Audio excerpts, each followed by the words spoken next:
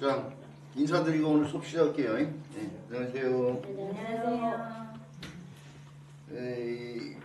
잊고 있었는데 우리 선생님이 들어오면서 새 인사를 바라며 오늘 새해 첫 수업이라는 걸 알게 됐는데 또 가열차게요. 수업에 임해 보도록 하겠습니다. 오늘은 우리가 보는 교재는 69페이지인데요. 이제 아직은 교재로 나오지 않아가지고요. 복사본을 가지고 보고 있는데 필리학자네요. 454번째 학습목표인데 필리학이요.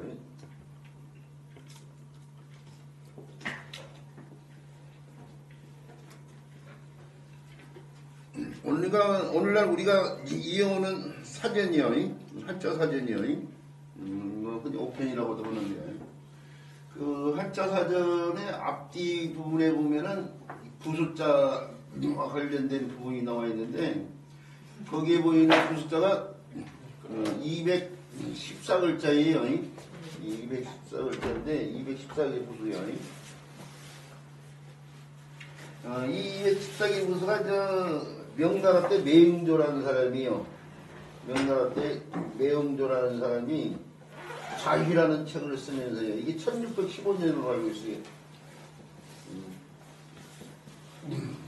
그 이전에 설명자에는 540개 부서였거든요. 대폭적으로 줄인 거죠. 그 214개 부서가 훗날이에요. 뭐 더해지고 덜해지고 뭐 하면서 좀 변화가 있었지만 어쨌든 간에 오늘날의 일반적인 책에서요. 214개 부서를 쓰고 있는데 그 부서가 1회에서부터 14회까지 나이가 되어 있어요. 죄송합니다. 17회까지요. 지금 왜 수업 시작하자마자 집중력이 떨어져 있대? 제가 죄송합니다. 아니요. 제 탓이 자, 1회에서부터 17회까지 되어 있는데 1회에 해당되는 글자가 한 글자고요. 17회에 해당되는 글자가 바로 이 글자예요. 이게 부숫자 가운데 최고 획수가 많은 글자죠. 이 필리학자가. 자, 필리학자 다시 써보는데 하나, 둘, 셋, 넷, 다섯, 여섯, 일곱, 여덟, 아홉, 열, 열하나, 열둘, 열세, 열네, 열다섯, 열여섯, 열일곱, 17회이죠. 자, 그래서 이 글자가 부서로서의 의미는 가장 획수가 많은 글자라 이거요. 뭐 특별한 의미는 아니지만요. 한자 구성의 3요소가 자형과 자음인데요. 그 세 개를 명확히 설명을 드려야 하는데 먼저 뜻부터 살펴보죠. 필이요. 필이가 어떻게 해서 이루어진 말이냐 이거예요. 이게 사실은 한자어예요. 필이가. 필이가 한자인데 한자로 쓰면은 어떻게 써야 되냐면 바로 이렇게 써야 돼요. 이렇게.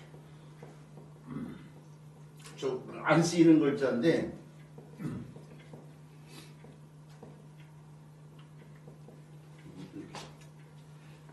이렇게 쓰고 이걸 갖다가 필이 율로 읽어야 돼요. 그러니까 글자 한자로 보면 필율이죠. 필율에서 온 말이에요. 이게 필율. 그 필율이 어떻게 해서 이루어진 말이냐? 원래 필이가 서역이요, 서역. 중국의 서쪽 지방의 그 악기예요. 서역의 악기. 그것이 중국을 통해서 삼국시대 때 고구려로요. 우리나라로 들어왔는데 우리나라로 들어오기 전에 중국을 거쳐서 들어왔단 말이에요. 중국에서 필이라고 해요. 그런데 중국에서 이렇게 쓰는데 중국 발음은 우리 발음으로는 필리지만 중국 발음으로는 삘이요. 삘이.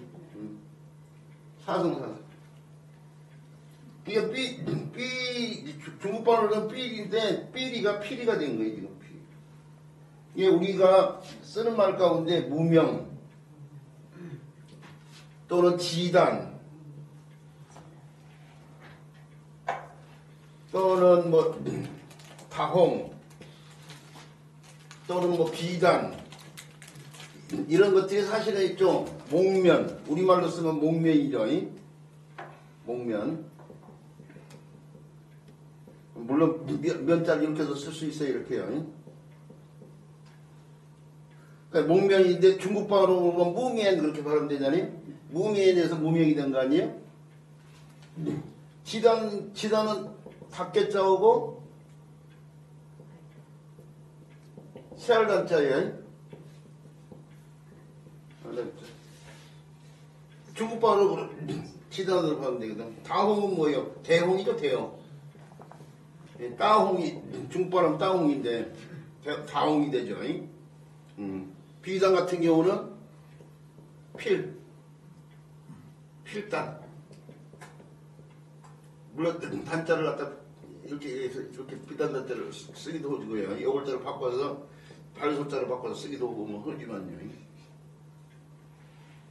이게 우리가 흔히 얘기하고 있는 무명, 지단, 다홍, 비단 이런 것들도 잘 알다시피 저 무명은 목화하고 관련돼 있는데 목화가 문익전이 중국을 통해서 들어왔잖아요. 이게 중국 영향을 받을 수밖에 없어요. 말 자체가. 비단 같은 경우는 마찬가지고 뭐 다른 것들은 이제 음식과 관련되거나 뭐 옷과 관련돼 있지만은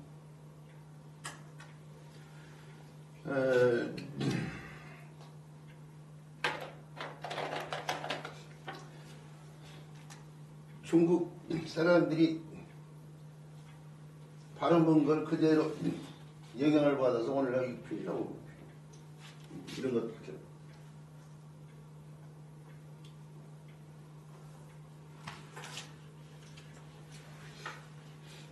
그리고 글자를 썼으니까 살펴보는데요. 이것은 해익자고 이것은 형성자인데 요 글자가 다함하고 풀갑자가 붙여 있잖아요. 다함이라는 글자 자원을 보면은 이렇게 해가지고 이것이 지금 뭐예요? 참과자를 바탕으로 보는데 참과자가 옛날에 이렇게 표현됐다고 했죠. 이렇게 표현됐는데 요 글자는 도끼가 달린 창이죠. 도끼가 요 핵과 요 핵을 살린 거 아니에요? 그 형태에다가 입구자가 합쳐져 있는데 이게 이렇게 톱날이 달려있고 뭐 여기다 꽃술까지 되면 의장용으로 창으로도 바뀌고 그런 거 아니에요? 어떤 의식 같은 걸 행할 때 군사들이 창을 들고 창을 들고 어떤 의식 같은 뭐 전쟁을 흘러나가거나 뭐 할 때의 상황이죠. 오늘날로 치면 뭐 열병식을 한다거나 뭐 이런 것들이요. 그럴 때 입을 모아가지고 소리를 내는 거예요. 의기를 복돋기 위해서. 의기를 복돋기 위해서 모든 사람들이 다 일제히. 그래서 이 글자가 뭐예요? 발을 딴 다함자인데 모든 사람이 입으로 소리를 지른다는 거잖아요. 그래서 소리와 관련되는 글자예요. 이게요. 근데 호들하면서 이 글자가 다란 뜻으로 쓰이니까 소리를 나타내는 글자는 동일한 자소를 하나 더 붙여가지고 소리 함자가 새롭게 만들어지잖아요. 우리가 풀 사이로 해가 졌을 때에 해가 저문다는 뜻의 글자 있지만은 없다는 뜻으로 그 글자가 바뀌니까 저물다는 뜻의 글자는 동일한 자소를 하나 더 붙여서 이렇게 쓰잖아요. 이렇게.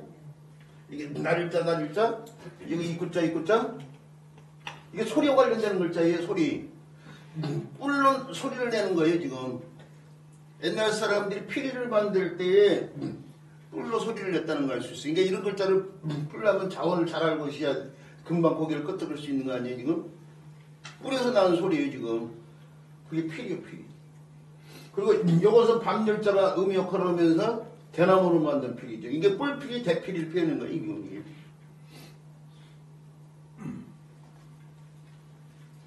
자, 그 피리였지. 그런데 피리와 관련돼가지고요. 피리와 관련돼가지고 오늘날 피리가 엄밀히 말하면 크게 말하면 있죠. 입으로 부르는 관악기는 다 피리라고 그래요. 입으로 부는 관악기는 다 필요하고 하는데 사실은 정확하게 악기 자체를 놓고 보면은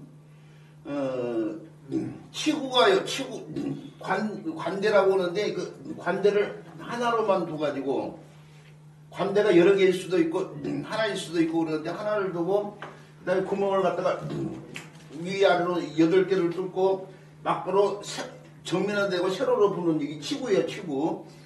그러니까 치구하고 이걸 악기 자체를 갖다 관대라고 그러는데요. 이 관대하고 이거 부는 부위를 갖다가 치우라 그러는데 이것이 하나로 이런 것을 갖다 필이라고 하고 대금 같은 경우에요. 대금 같은 경우는 옆으로 이렇게 대고 세로로 이렇게 하고 옆으로. 그건 필이가 아니에요 사실은.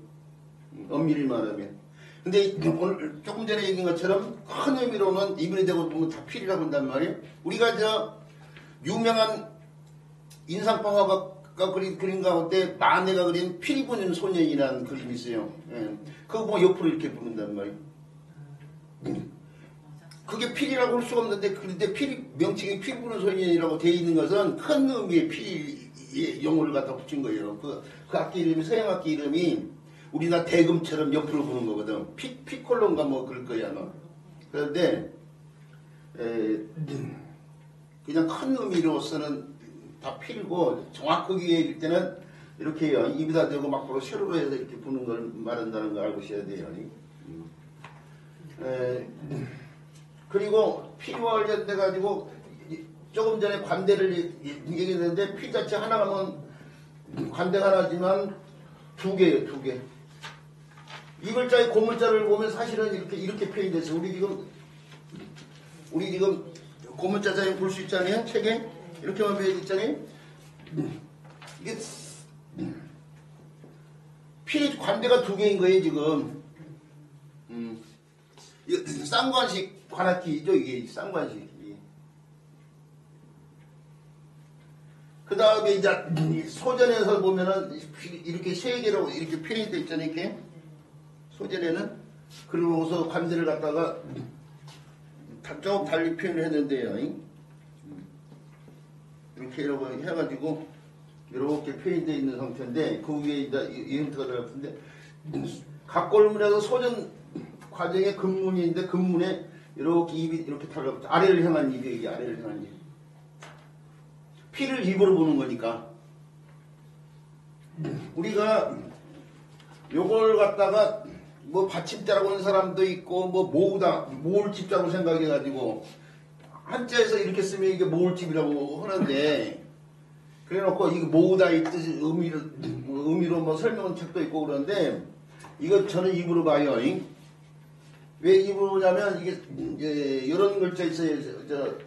사람이 이렇게 있는데 머리를 부분을 좀 빼가지고요 아래로 향해서 입을 이렇게 오고 그 다음에 이게 혀를 갖다가 이렇게 나와 있는 혀가 이렇게 오고 그 다음에 술병을 이렇게 표현했는데 여기서 나온 글자가 마시름자의 고문자는 이게 지금 사람이 입으로 혀를 내밀어서 술을 마시고 있는 상황을 갖다 표현했는데 요 글자가 본자가 이렇게 쓰이잖아요. 이게 사실은 이렇게 쓰잖아요. 그러다가 호대로면서 요 글자를 밥숫자로 바꿔서 오늘날 이렇게 쓰고 있단 말이에요. 이렇게요. 이렇게 쓰고 있는데 이 글자에 보이는 요 형태가 지금 이 형태예요. 지금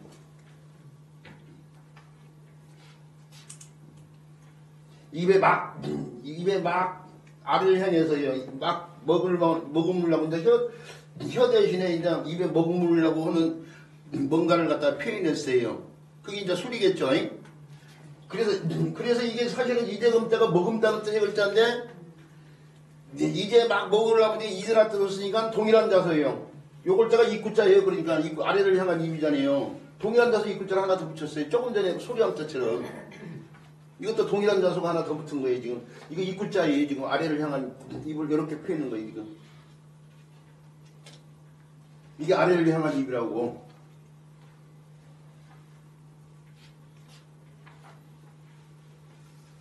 자, 그래서 이 입으로 쌍관식 악기 또는 타관식 악기를 갖다가 불고 있는 게 타관식 악기인 피리를 불고 있는 거예요 지금.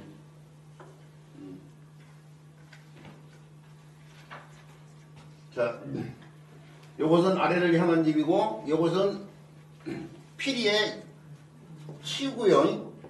치구 부는 입구 부분이요. 치구를 갖다가 이렇게 세 개를 펴놓고 그 다음에 요것은 관대를 갖다가 묶어놓은 형태. 이게 관대 반듯반듯한 관대라고 봐야 되고 이건 이제 옆으로 되어 있는 요 핵은 이제 묶는 묶어침을 갖다가 펴는 거죠. 그럼 끈을 갖다 펴냈다고 생각해야겠죠. 반대.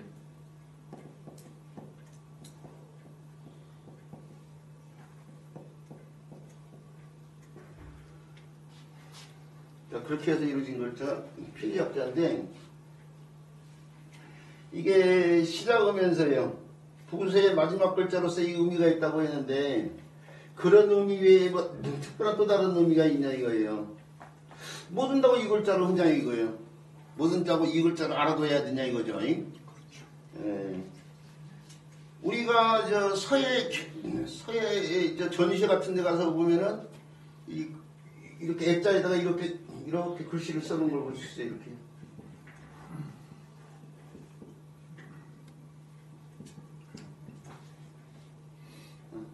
가 뭐지? 보고 있는데 뒷글자를 보면 일만만자에 일사자에 이룰성자를 썼단 말이야.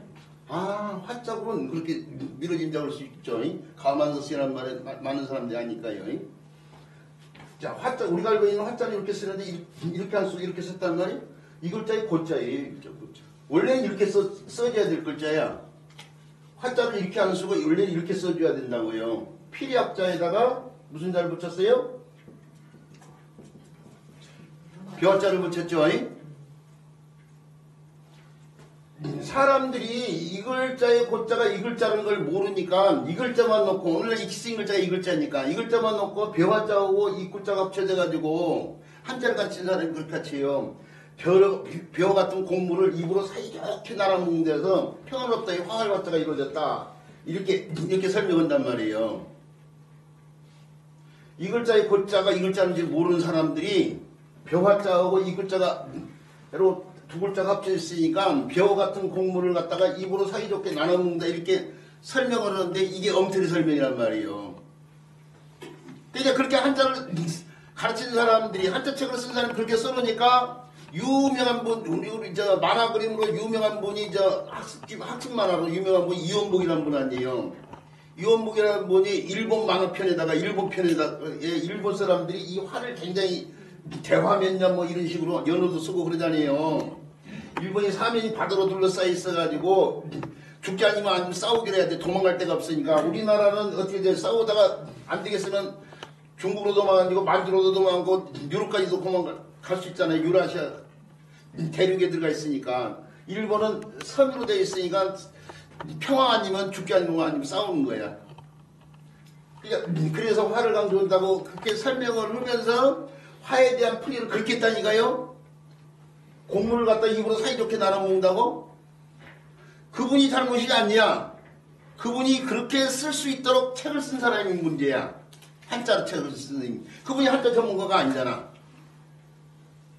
근데 그분이 잘못 인용할 수 있게끔 한자책이 그렇게 돼 있는 거야 지금. 요즘엔 많이 고쳤는데요. 많이 고쳐져 있는데 그 만화가 굉장히 오래된 만화인데 그 만화 읽으면서 속으로 이은복 그분한테 뭐 억가심정이 있는 게 아니고 참 한자 가진 사람들 한심스럽다. 이렇게밖에 못 쓰게 만들었다 이거죠. 근데 그 사람들이 뭐예요? 이 글자의 본자가 이 글자라는 걸 모르는 거예요 지금. 그럼 이 글자를 하려면 어떻게 해야 돼요? 이 글자를 알아야 될 거 아니에요 지금. 그럼 이 글자를 놓고 설명해 본데 이 글자를 그럼 어떻게 해서 이런지 이게 화활자 아니에요 지금 화활자 글자? 병화자가 음역하는 거예요 지금. 남은 글자에 의해서 뜻이 이루어지는데 남은 글자가 필이역자 아니에요. 필이가 악기잖아요. 악기 가운데 저 필이는 크기가 작아요. 대나무 조그만 거에다가 구멍 뚫어가지고 소리를 낼게 크기는 작은데 소리는 굉장히 높아요. 그래서 이게 전통음악, 관현악 같은 데에서 굉장히 주도적인 역할을 해요. 피리가 굉장히 주도적인 역할을 한다고요. 중심이 되는 악기다 이거예요. 그 악기를 들어서 지금 조화공상을 표현했어요. 음악이 조화를 하면은 그 관현악 같은 게 연주될 때 가장 큰 소리를 나는 악기가 잘 조화롭게 연주가 돼야 된단 말이에요. 왜 하필이면 화음을 이루다 불교파음을 때 쓰는 화자에다 피리역자를 썼냐 이거예요. 피리 자체가 관현악에서 주도적인 역할을 하기 때문에 그런 거예요 지금. 우리가 저 김홍도의 그림 보면은 그 무동춤이라고 해가지고 무동이 춤을 추면 3인 6각 이렇게 북이 있고 북 치는 사람이 있고 그 옆에 장구 치는 사람이 있고 이렇게 사람이 6사람이 악기를 둔다. 전통 연주가 3인육각이에요. 우리나라의 전통. 그러니까 한자가 친 사람들이 한자만 알면 안 되는 것이 그거예요.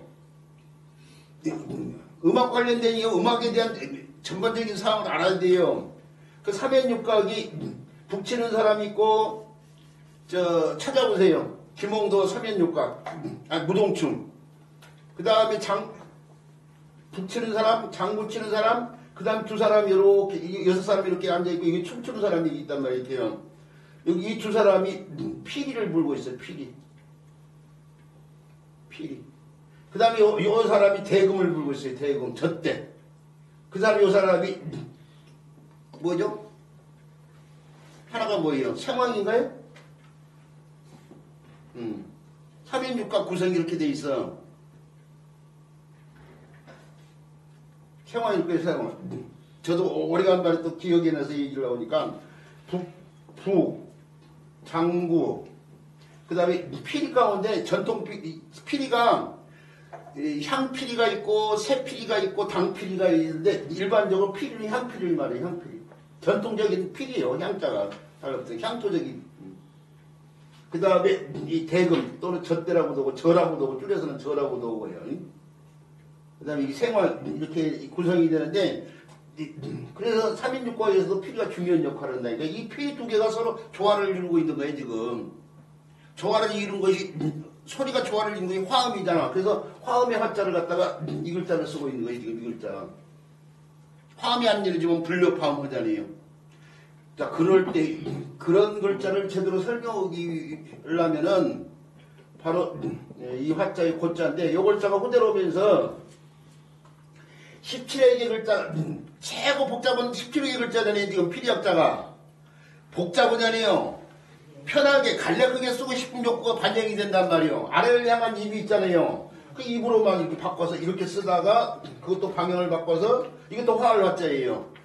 방향을 봐서 이렇게 쓰고 있는 거예요. 지금 오늘날 마찬가지로 여기다가 벼화자 대신에 입을 크게 벌려서 일어난 동작 관련된 합성문자를 붙이면은 이게 불치자예요.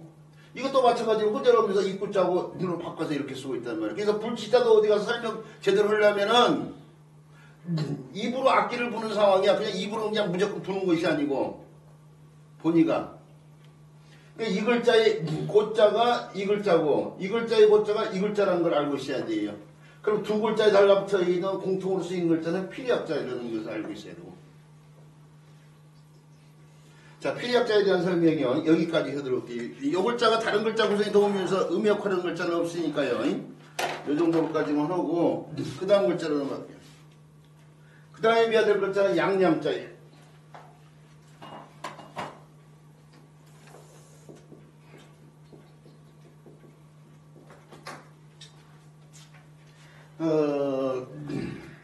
뜻과 음이 오늘 같네요.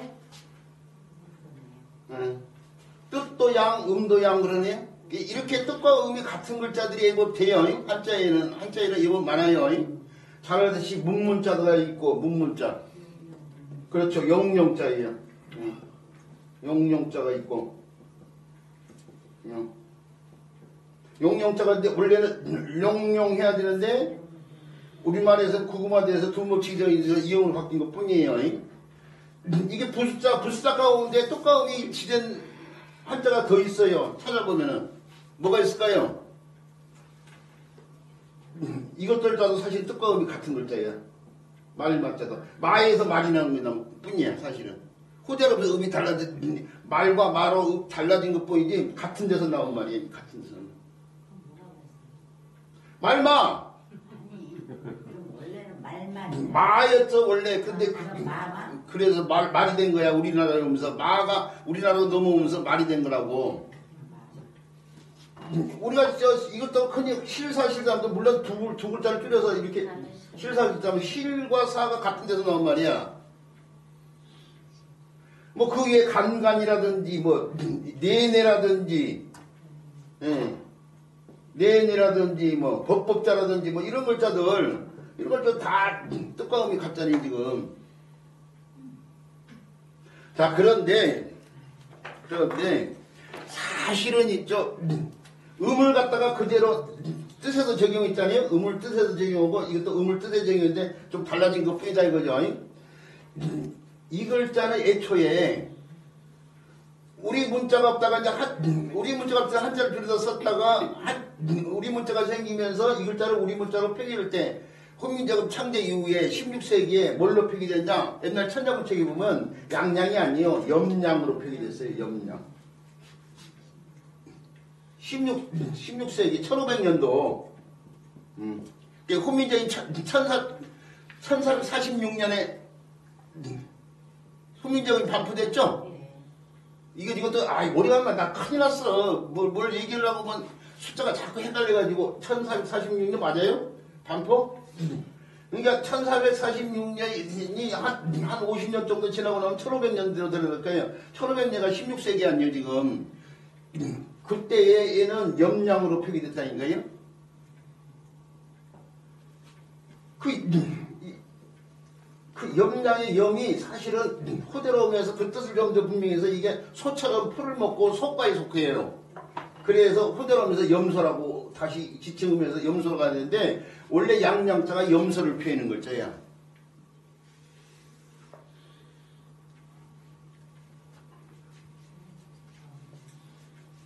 우리 동물을 갖다가 12지 신상으로 만들자. 12지에 일치시키자. 자축이며 진사오미 쥐띠네 소띠네. 양띠가 원래는 염소띠라고요. 12지 신상에 보면은 양 그림이 아니라 염소 그림으로 돼 있다고. 그 옛날 어른들 보면은 양태자고 염소띠 그런다고. 사실은 중국도 마찬가지로 원래 이 글자가 염소를 뜻하는 글자 있어요. 애초에는 이 글자가 우리나라에서도 염량해가지고 염소를 뜻하는 글자는 중국도 원래는 염소를 뜻하는 글자 있어요. 그런데 후대로 오면서 면양이 유입이 되면서 한자 번역권이 유입이 되면서 면양을 지칭하는 말로 이게 쓰이게 되어버린 거예요. 그래서 오늘날 우리가 어린 양 또는 뭐 양떼 이런 말을 갖다가 인터넷에다가요, 뭐 네이버 이런 데다가 써가지고 이미지를 검색해보면 어린 양 면양으로 나와 있고 양떼 면양으로 나와 있어요. 사람들이 어린 양이나 양떼 양을 면양으로 생각하고 있는 거야 지금. 저 태관리 가서 양을 보고 왔다 그러면 그 양이 명소가 아니고 면양인 거잖아요 지금. 근데 그래서 그냥 양을 갖다가 하면 면양으로 생각하는데 사실은 그 양은 염소였던 거예요. 염소. 근데 호대로 오면서 양이 염소가 아니라 면양을 지칭하게 된단 말이에요. 그러니까 중국에서는 원래 염소였던 것은 그럼 뭐라고 불렀냐? 사냥으로 불려요. 사냥. 우리나라 염소라고 부르고 이 양은 면양으로 취급해버리고 그리고 별도로 염소라고 취급한다니까요. 그걸. 근데 우리나라도 염소를 갖다가 사냥으로 보기도 해요. 그래서 사냥류 요즘에 시중에 시판되는 사냥류가 염소젖이에요. 염소젖. 사냥류가 우리나라에서 여기에 사냥류의 사냥을 염소를 갖다가 사냥이라고 보고 있는 거예요 지금. 그리고 별도로 산에 염소처럼 사는 걸 갖다가 사냥이라고 부르고 우리는 중국과 달리 중국은 염소를 사냥이라고 있는데 그래서 양자가 상징하는 양은 면양을 얘기하고 별도로 염소가 있고 그 다음에 산에 사는 것은 사냥이고 그렇게 구분하고 있는 거예요. 자 그러면 다시 이제 처음으로 들어가가지고 이 양자는 우리가 알고 있는 면양이 아니라 염소라는 걸 알고 있어야 돼. 이 염소를 피우는 거죠, 이 염소. 예. 뭐가 중요한 것이 생기면 주객이 전도되는 거야. 나그네가 주인을 쫓아내는 격이 생기는 거야, 지금. 그런 것들이 많잖아요. 이게 결국 요 글자는 양 그림으로 표현하면 안 돼. 염소 그림으로 표현해야 돼요. 이게 설문의자에서는 상, 사, 족, 미, 지, 형 이렇게 풀이를 했어요. 이 글자에 대해서. 그래서 한 20년 전에 최근에 많이 좋아졌다니까요. 최근에 한자 가르치는 사람들이 문자학이 제가 30년 전에는 문자학 소리를 하면 문자학이 뭐예요? 무슨 학문이요? 그렇게 물으는 사람 대부분이 그랬어요. 문자학이라는 용어를 생소하게 생각했어. 30년 전에는.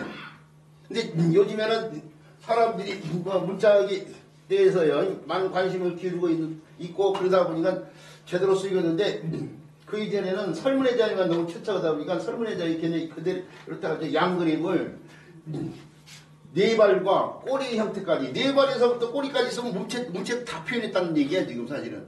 양자를 몸체 다 그것도 양으로 면양으로 웃기죠?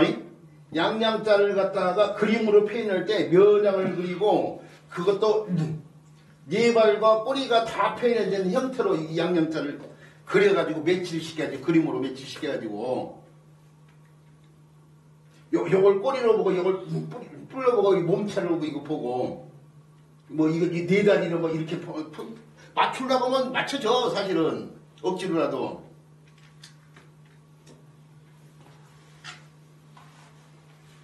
근데 이게 엉터리 설명이에요. 왜 엉터리 설명이냐? 이게 설문에다는 소전을 바탕으로 풀이했다고 했잖아요. 소전이 이전에 갑골문이나 금물에 보면 진짜 양뿔처럼 이렇게 해가지고 그냥 이렇게만 표현된 글자도 있어요. 양 대가리 모양, 뿔이 있는 대가리 모양으로만 이렇게 표현된 글자도 있어요. 옛날 그 고문자를 보면은 그냥 양 대가리만 이게 뿔이 있는 양 대가리로만 나타나는 글자도 있다니까요. 한자가 상해에서 출발이 되니까. 그런데 이제 좀 더 디테일하게 표현한 자행도 있을 텐데 디테일하게 표현한 자행이 이제 다른 거 없어요. 요게 양을 제가 그려본다고 저 이 뿔이 이렇게 있고요. 얼굴이 역삼각형으로 이렇게 생겼는데 이게 이렇게 깃대기가 있고 초식동물은 눈과 눈의 간격이 멀다고 했죠. 그러니까 이 가까이 가운데다 이렇게 모으면 안 돼. 이렇게 모으면 양쪽이 이렇게 끝을 저기다 둬야 돼. 이렇게. 그 다음에 주둥이 부분 이렇게 돼 있고 수염이 나 있어. 염소 이 제가 그림을 그렸을 때 그림을 잘 그리지는 않지만은 그림을 했을 때 이렇게 그리는데 요 형태에서 요 핵이 나오고 그 다음에 요 핵이 나오고 그 다음에 요 핵이 이렇게 나오고 이거 얼굴 중심 핵이 이렇게 나오고 요것이 이렇게 되는 거예요. 이렇게 이 수염까지 이렇게 이 늘어진 수염까지. 이게 갑골문의 형태예요. 지금 갑골문의 형태. 이걸 그대로 매치시켜서 표현된다고 생각하시면 돼요. 지금 양양자를 어디 가서 설명할 때 이걸 뿔로 이걸 그래서 요것이 뿔이겠구나 생각하는데 사실은 저 양양자에서 여기까지가 뿔이에요. 여기까지가 하나 둘 셋 가지가 뿔이에요. 사실은 그게 이제 알게 해주는 게 그게 이거예요. 그걸 알게 해주려면 요거 장형이 이렇게 밖에 이렇게. 그리고 여기에 요것이 이렇게 되고 요 핵이 한 핵으로 두 개가 한 핵으로 처리돼요. 이렇게. 그 다음에 요 핵 이렇게. 그러니까 여기가 뿌리라는 걸 알 수 있어요. 그러니까 요것만 뿌리라고 생각하는 사람들이 많은데 여기까지가 뿌리예요. 여기까지가. 여기 뿔을 갖다 여기 뿔을 이렇게 표현했거든요. 이렇게 표현하는 걸 이렇게 표현하는 거예요. 요 핵이고 요 핵이 여기 된 거예요. 지금.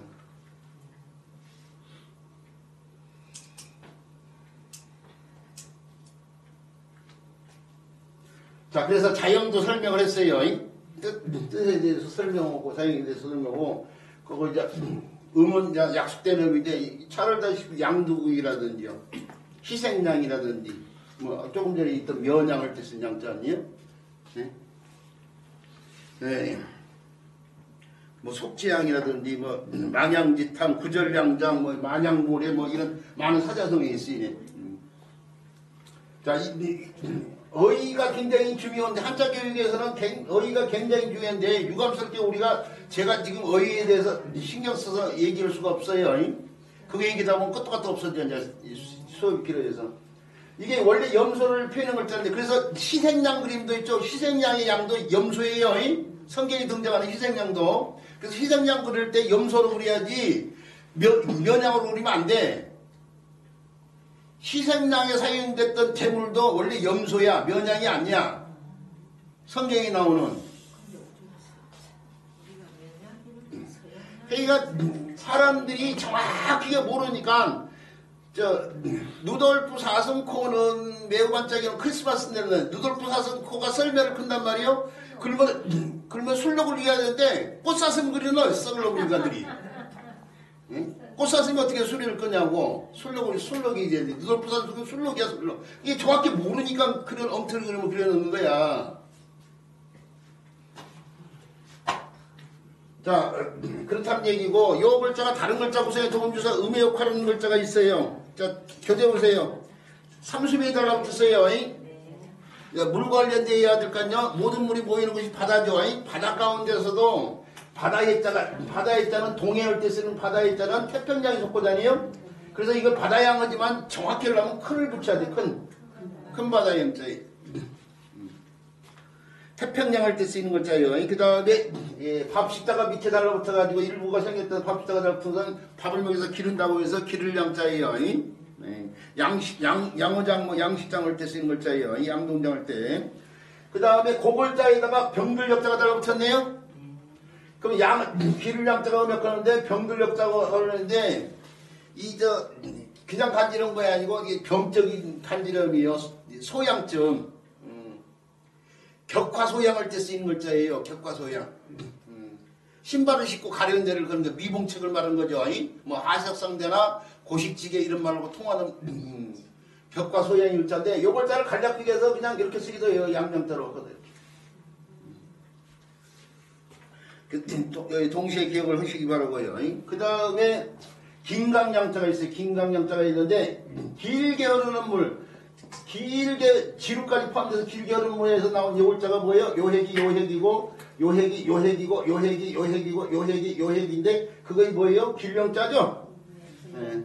이게 긴강양자 양양자가 음역하면서 길게 흐르는 강과 관련돼서 긴강양자인데 요글자가 쓰이는 글자는 아니고 요글자가 다시 남목자가 합쳐졌을 때에 여기서 다시 음역하려죠. 긴강양자가요. 그러면서 나무와 관련돼 가지고 이게 모양영자가 있는데 원래 나무 일종을 나타내는데 모양이 있어서 차이가 됐다고 생각하시면 돼요. 각양각색 다양하다 할 때 쓰인 글자고요. 그 다음에 양이 단몸에 들어서 앙이 되고 과일이 과실이 되서 상이 될 수 있어요. 근데 하나는 말씀 원자가 달라붙었고 하나는 보이시자가 달라붙었고 하나는 기도자가 달라붙었네요. 전부 다 그래서 상으로 바뀌어요.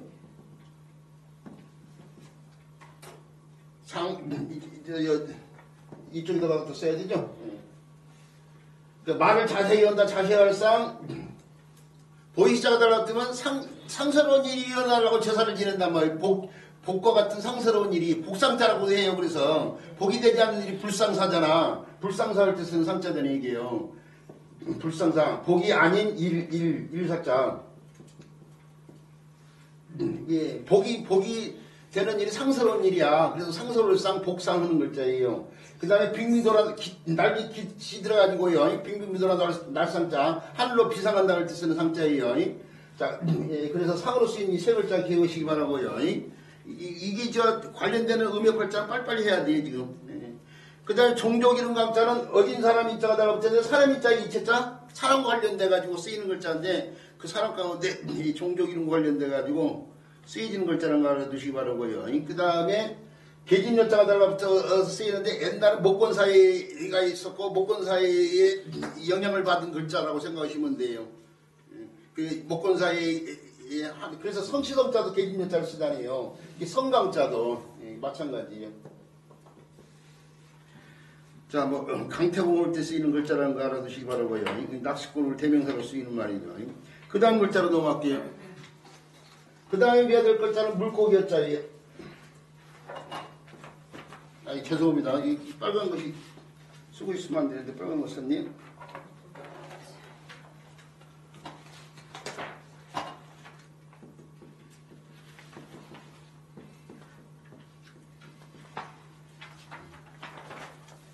자, 물고기 어쩐데요? 물고기 어쩌 자연부터 살고 물에 사는 고기죠. 그러니까 물에 사는 고기인데 뭐 별도 설명 안 해도 우리 선생님이 뭐 뜻은 잘 아는 상황이고 자연을 살펴보는데 물고기가 물에서 헤엄을 치면서 사는 거란 말이에요. 야들이 물에서 헤엄칠 때 주로 물을 거슬러 올라가는 그 연어가 이렇게 물길을 차고 상류로 올라가듯이 물길을 거슬러서 헤엄을 친단 말이에요. 물론 반대로 물길을 따라서 흘러내려가기도 있지만 주로 물길을 거스른단 말이에요. 거스를 때에 쉽게 거스르기 위해서 생기는 모양새가 있어요. 공기 제항을 적게 하거나 또는 물의 제항을 적게 하기 위해서 생겨난 형태가 뭐예요? 그렇죠. 유선형이야. 유선형. 흐름. 흐를 때 생기는 선의 형태. 그게 유선형이에요. 유선형. 유선형이 다른 형태가 아니에요. 이렇게 물이 거슬러 올라올 때 유선형 이 형태 아니에요. 지금 이 형태. 그러죠? 유선형. 이런 것들도 다 수업에 도움이 되는 거예요. 요즘 아이들이 뭐 얼마든지 물이랑 관련된 그 어떤 내부 들어가보니까 간주하다 이런 말들 모른대요. 구분을 못한대요. 학생들이 간구가 무슨 말인지 간주하다의 간주가 무슨 말인지를 모른대. 유선형이란 말을 들어서는 안 돼. 유선형 설명을 하면 모르거든.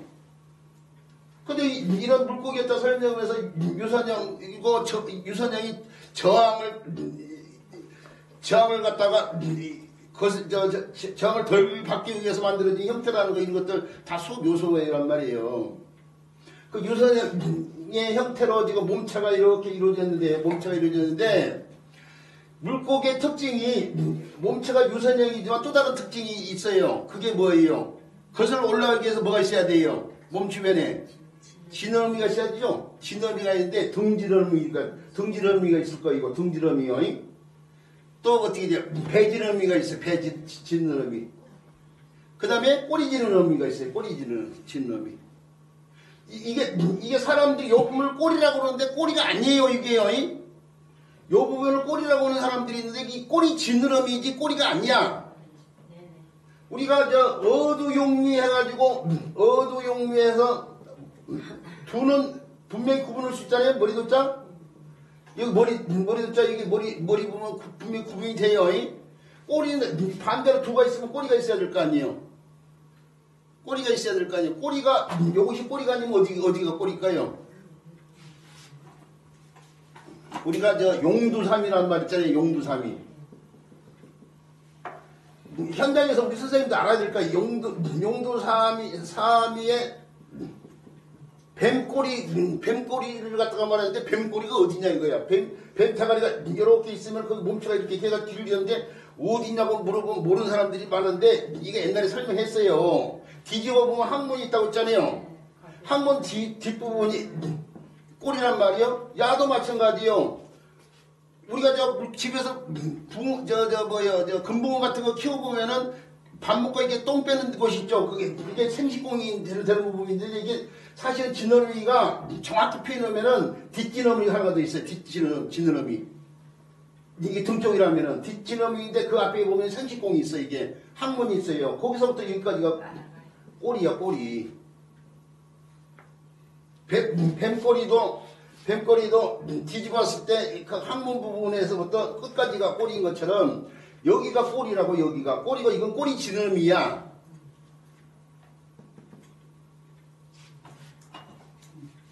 근데 지금 얘기가 좀 다른 쪽으로 약간 샜지만요. 그리고 나서 또 특징이 하나가 있어요. 물고기 특징이 몸체는 유선형으로 돼 있고 그 다음에 헤엄치기 위해서 등지러미, 배지러미, 뒷지러미, 꼬리지러미가 있고 또 뭐가 있어요? 불이 나 눈이 안 보이잖아. 눈이 보이는 거 그 문자라도 안 하려면 손까지 빼는 거 써. 아감이에요?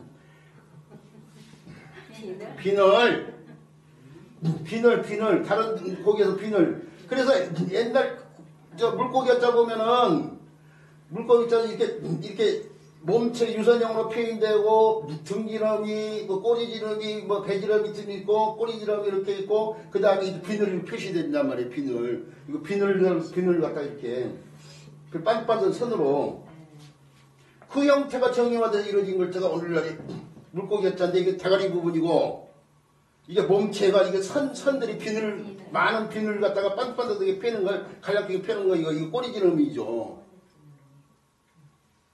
그래서 이루어진 글자가 물고기였잖아요.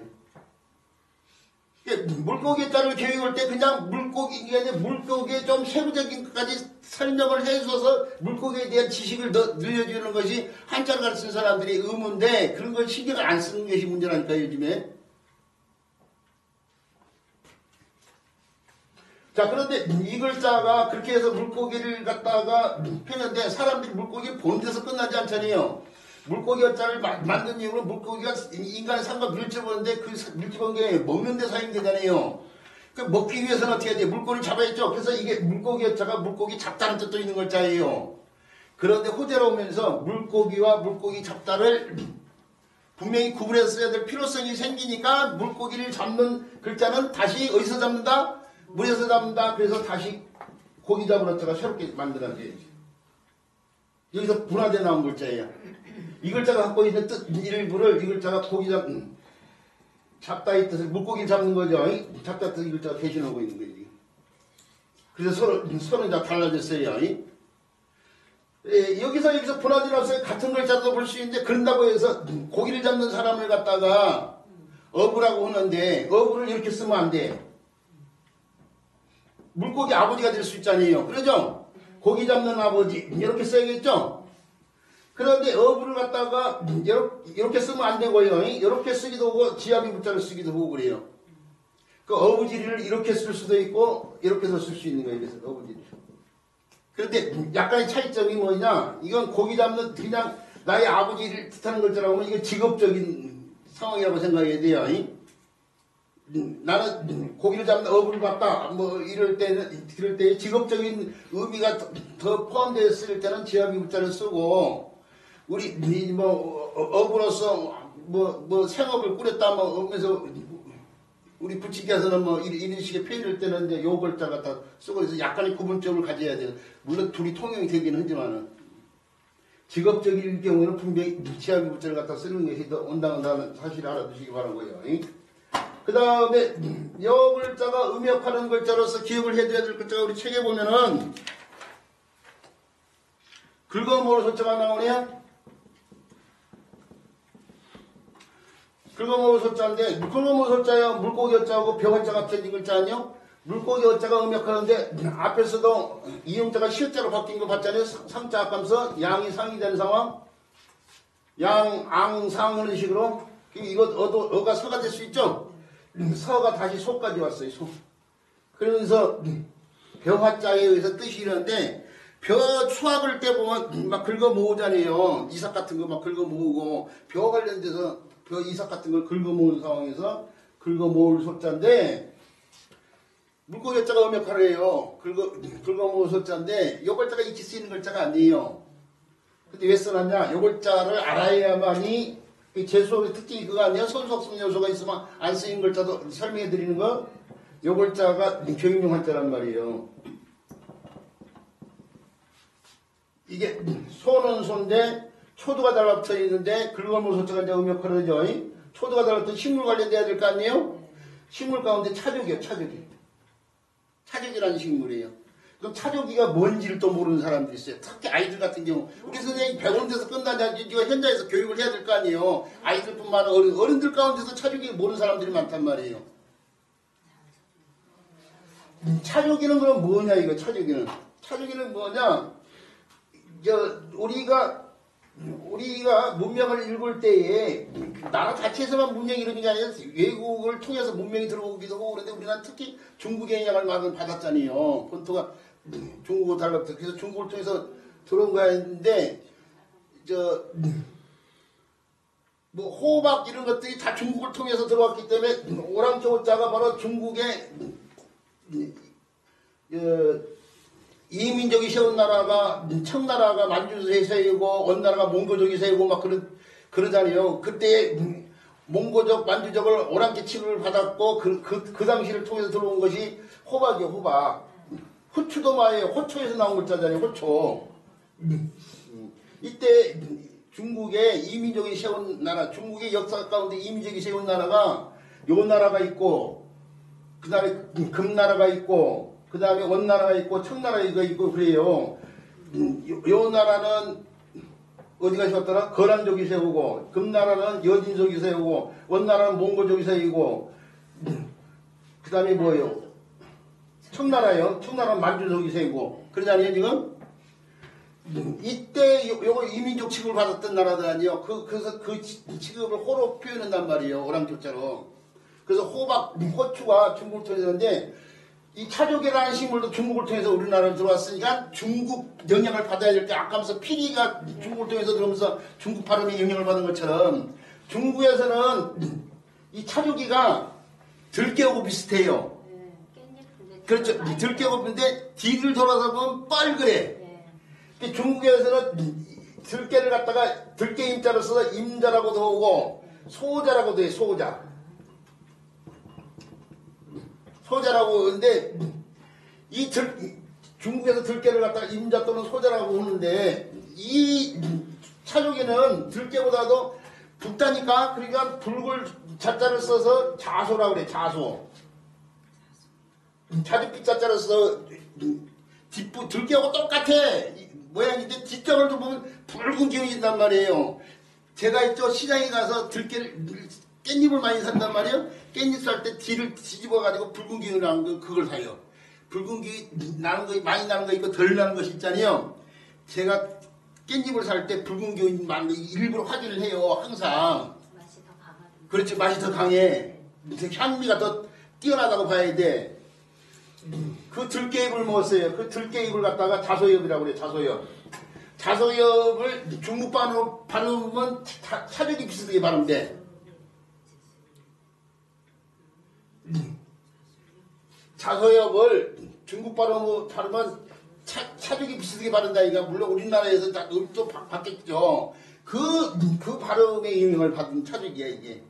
그리고 요것이 효과가 뭐냐, 한 방에서 더 써먹는데 사람 정신을 맑게 해주고 생선 같은 걸 쌓아놓으면 신선도를 오랫동안 유지하고 그래서 정신을 맑게 깨어나게 해주는 효과가 있다고 해서 그래서 여기서 깨어난다는 뜻이 나와요. 깨어날 소자.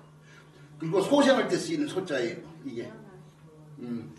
차족의 소라고도 하지만 오늘날 깨어날 소라고도 많이 얘기하는데 왜 깨어나다 되냐, 이것이 정신을 맑게 해주는 효과가 있다 이거예요. 자, 소생하다 할 때 쓰는 소자가 이 글자예요. 그 글자에서 음역하는 물고기자까지 기억하시기 바라고. 그 다음에 말씀원자를 하려고 시계를 봤는데 다음 시간으로 넘겨야지. 자, 쉬는 시간 같은 게 있어.